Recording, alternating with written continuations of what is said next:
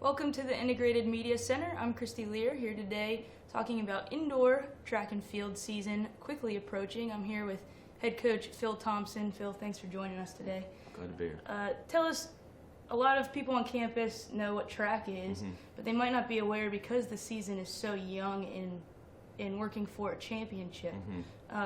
What's the indoor season look like?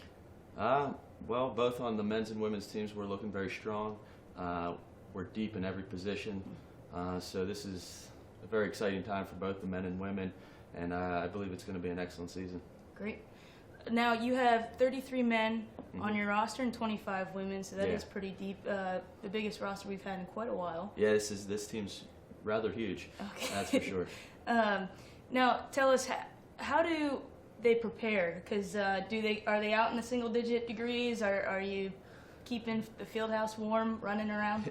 Yeah, we got to get creative when we're practicing indoors. We don't always want to go out when it's 5 degrees. So for the sprinters, when it is warm, we will hit the football field. Throwers and jumpers stay inside. But we just get creative and come up with new training tools and just do what we can. Great. So. Now, tell us about the men. We have a lot of returners. Are there impact players? So we'll start with the returners. You've had, for a couple years now, a very strong sprinting team on the men's side. And a lot of that's because Jake Millinger is entering his senior year, big leadership and experience there. But then you also have Aaron Teddies, who will be a sophomore this year, and he's coming from just a huge impact start here with his freshman campaign. So tell us a little bit about what you're seeing for the men. Yeah, well, for the men, we're going to be strong on the sprint side again. That's kind of our bread and butter. But I don't want to take away from the other events. They're doing great as well. But we just have a boatload of sprinters, and Jake has been a huge part of this program for the last 3 years. Going into his senior year, we expect a lot from him, not just his performance, but as a leader, and he does that every day. He comes to practice, works his butt off, and shows everybody what you're supposed to do to get better, and everybody's been following so far. And Aaron, I think, has grown the most from it.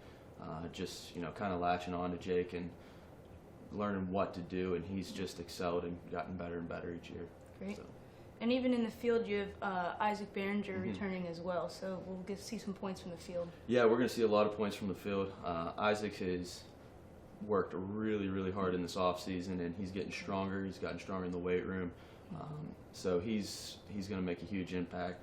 And we have a couple freshmen and sophomores that just going to score some points behind him, so it's exciting.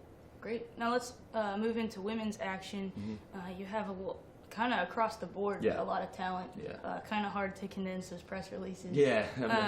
In sprints, hurdles, mid-distance, and even some field. So tell us about what you're seeing for the women in this indoor season starting on Friday. Yeah, it's an exciting time for the women's team because we're not deep, but we got athletes at the top in every single event, and we're going to score some big points. First, seconds, and thirds, and pretty much every event. On the sprint side, we have Jess Koloski, who's one of the top sprinters in the conference in the 60, the 2, and when we get outdoor, the 100 and the 200. We got Nicole in the hurdles, who I expect to be in that 1-2 spot in the hurdles. And then on the mid-distance side, we got Madeline Blosser and Havila Gagler. I expect them to, continue what they did last year. So. Well, Coach, I know you have a busy day today, and so thank you for joining us. I'm Christy Lear here from the Integrated Media Center. We'll see you next time.